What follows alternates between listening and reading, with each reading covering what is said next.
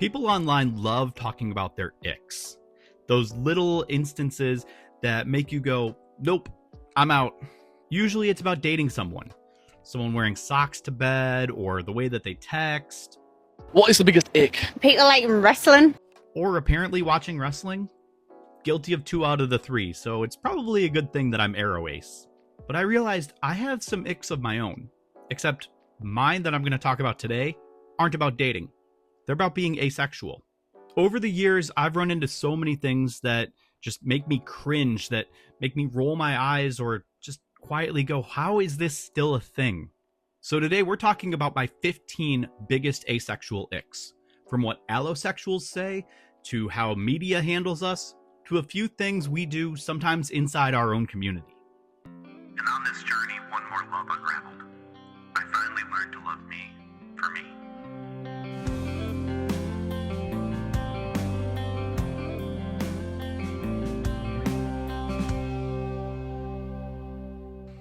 Let's start with the greatest hits. The things people outside the ace community love to say. Ick number 1 is the right person. I've heard this one more times than I can count. Apparently, my entire orientation is just a waiting period until some magical person comes along and flips the switch. The reality is my orientation is not me just sitting in a waiting room paging through a magazine. Attraction doesn't suddenly appear just because you found someone that meets your checklist. For a lot of us, it's just not there. And that's okay. Ick number 2, the anti-sex assumption. One thing that people tend to assume is that asexual people don't like sex, even that we hate sex. But no, it's not that we hate it. Some aces are repulsed by it, sure, but some are indifferent, some are curious. It's a whole spectrum. Now, where I fall, I'm sex averse. I've got nothing against sex as a concept, or as a talking point, or even as necessary for new life, or even necessary for countless of others. But just don't bring my involvement into it, because I don't have any interest of that. I'm fine being an outsider, and I don't want to change that. See, the point isn't whether I dislike it, it's that I don't experience sexual attraction.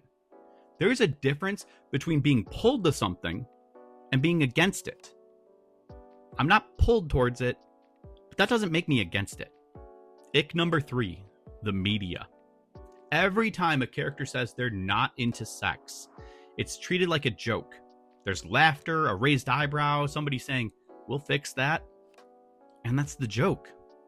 It's exhausting seeing asexuality treated as weird or broken instead of just a normal part of human experience. Ick number 4, the "you're missing out" comment. This one just always feels patronizing. People act like they're doing me a favor by insisting that I'm missing out on the greatest thing ever. Or they'll say that, like, I just have to get used to it or try it enough times. You can enjoy your experiences without assuming that they have to be universal for everybody. Not everyone experiences attraction, and not everybody needs to. Ick number 5, the "I can change that." Now, I'm aware that this one may hit a little too close to home for some, so right here is the timestamp of where you'll want to skip to if you want to go past the backstory I'm about to give. It's also clickable in the description. I've experienced this one myself. The first time I came out to someone I was getting to know, a girl that I met on a dating app, we were really connecting. We bonded over 2000s emo music, shared favorite bands like Forever the Sickest Kids. That's a band that I hadn't heard anyone even bring up in like 10 years. I felt like I could really trust her. So our conversation spread over from that dating app onto Snapchat. And when it felt like things were going really well, I told her that I'm ace. There was a pause, and then she said, "I can change that," and followed up with a few revealing Snapchats. That moment made it incredibly hard for me to trust anyone with that part of myself again. It wasn't just uncomfortable, it was a violation of my boundaries and my autonomy. Experiences like this are a big part of why, when I realized that I'm also on the aromantic spectrum, that letting go of the pressures of dating was such a relief. See, I didn't owe anyone my attraction, my body, or my feelings. And learning to honor that has been life-changing. Now, let's turn the mirror a little bit inward. because even within the ace community, there are definitely things that just don't sit right. So ick number 6 is the gatekeepers. The whole "you can't be ace if you've had sex" line. It really needs to disappear. People have sex for all kinds of reasons: curiosity, closeness, comfort, families, even just trying to understand themselves. But none of that invalidates being ace. Asexuality is about attraction, not a record of what you've done or haven't done. Ick number 7 is the all in. There's a tendency sometimes to treat asexuality like it's an all or nothing game. But there are so many identities under this umbrella, from gray sexual to demisexual to ace flux to cupiosexual to fictosexual. There's so many. And pretending that those don't exist doesn't help anyone. The spectrum is wide for a reason. We don't all experience attraction the same way, and that's part of what makes the asexual spectrum so beautiful. And that leads me to ick number 8, the separatists. This kind of goes off of those last few, but some of you may remember a huge discourse on Instagram not long ago about the meaning of asexuality after one creator that I'll leave nameless created a series of graphics in an attempt to argue that asexuality isn't a spectrum, but gray sexuality is. They tried to argue this weird, pure asexuality thing where if you experience any sexual attraction whatsoever under any faintness or any circumstances, that you don't get to claim asexuality. That instead of the umbrella term for those who identify on the spectrum, they argued that it should be gray sexuality instead of asexuality. Well, I say that's absolute bull and a complete misunderstanding of asexuality as a whole. It creates isolationism, a supremacy complex within the community, further confusion, and as a whole, it actually decreases visibility, making it even harder for folks to find themselves. So I felt this one deserved its own spot on the list, even though it kind of overlaps with some of the others. Ick number 9, the expression police. Sometimes I see people say things like, "You can't call yourself ace if you dress like that," or "If you post certain photos, you're not really asexual." But that's not how identity works. You can be ace and still express yourself, still appreciate connection or beauty. How you dress, how you look, what movies you watch, and yes, what you do, they don't void out your asexuality. Do what you like, be who you are, and don't let anyone tell you otherwise. You don't have to fit into any single aesthetic to belong here. And just adding to that, there's a serious racism problem in the asexual community, and we need to talk about it. A lot of people see asexuality as a white thing. It's not a white thing. It's a human thing. And the way that aces of color, the way that black aces are ignored or talked over is sick. When in reality, they're the ones that we should be listening to. We're missing out on very important conversations that don't just affect how we understand asexuality, but how we understand society as a whole. So we need to do better, and we need to uplift everyone's voice. Now on to the media in general, with ick number 10, the wordless representation.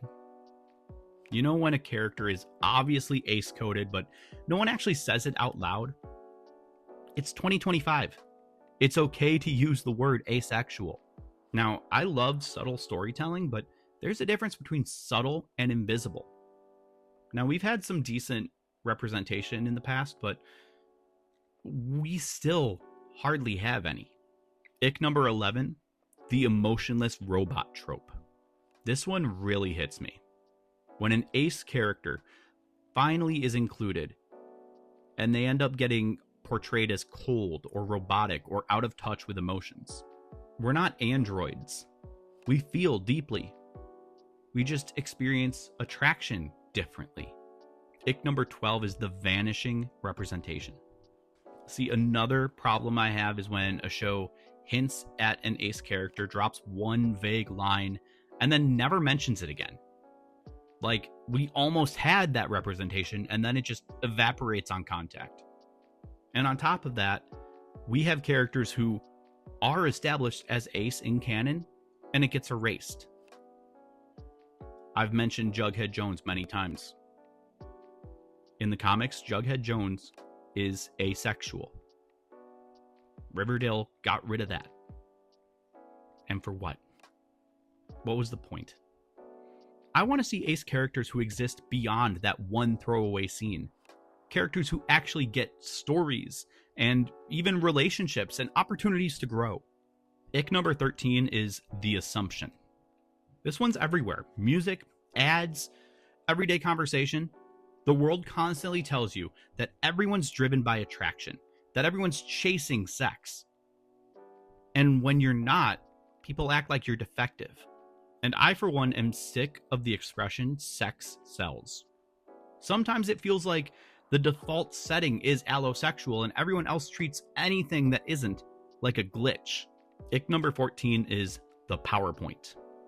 Now, I love educating people. It's part of what I do here. It's what I do on my daily basis, but sometimes it gets really tiring. It would be nice to just say, I'm asexual, and have that be that. Not every identity has to come with a PowerPoint presentation. I shouldn't be expected to answer 20 questions just to come out. And finally, ick number 15, the overcorrection. When people find out that I'm ace and immediately censor themselves, like, oh, sorry, there's going to be a sex scene in this movie. Are you okay with that? I promise I'll survive. You don't have to bubble wrap me. If anything, I might critique the scene. I might say, was that really necessary? Because it didn't push the plot along, but otherwise I don't care. I understand that relationships oftentimes lead to sex. I don't need to have my friend put their hands over my eyes just because a sex scene comes on. That goes in line with any form of infantilization that asexuals have to endure. We're often treated like we're immature, like we are children. We're not. We can handle it, we promise. Stop treating us like we're toddlers. See us as who we actually are, not who you think we are. Listen to us. So yeah, those are my asexual icks. Some of them are frustrating, some are a little funny, and some are things that I wish that I still didn't have to talk about. But here's the thing, you might not agree with all of them. Maybe something that really bothers me doesn't even register for you, and that's okay. What matters is that we respect each other's boundaries and comfort levels. Because those lines, what makes you feel safe, what makes you feel valid, those are not up for debate. If someone tells you it's not that deep, remember, they don't know your experiences. They don't get to decide what's deep for you. Standing up for what feels right to you isn't being dramatic. It's self-respect. And that's what this all comes back to. Respect. For ourselves, for each other, and for the different ways that we experience the world. Asexuality isn't an ick. It's one of the many ways of being human. So tell me yours. What are some of your biggest ace icks? Let's keep the conversation going in the comments. And don't forget to give this video a thumbs up, share it out so others can join in the conversation too, and subscribe to my channel for more content. And if you'd like to help support me and my entire Fluently Aspec project, please check out my merch site at fluentlyAspec.com. I've got tons of different merch there for asexual folks, for aromantic folks, for aro-ace, pansexual folks. I've made stuff for you as well as transgender folks. And I've got more stuff coming. There's also some kind of tongue-in-cheek political stuff there. So go check that out. And also, if you're interested, you can check out a copy of my book, Limitless, Poetry of an Aromantic and Asexual Journey. Thanks for being here. Remember, be good to each other and to yourselves. I'll see you in the next one.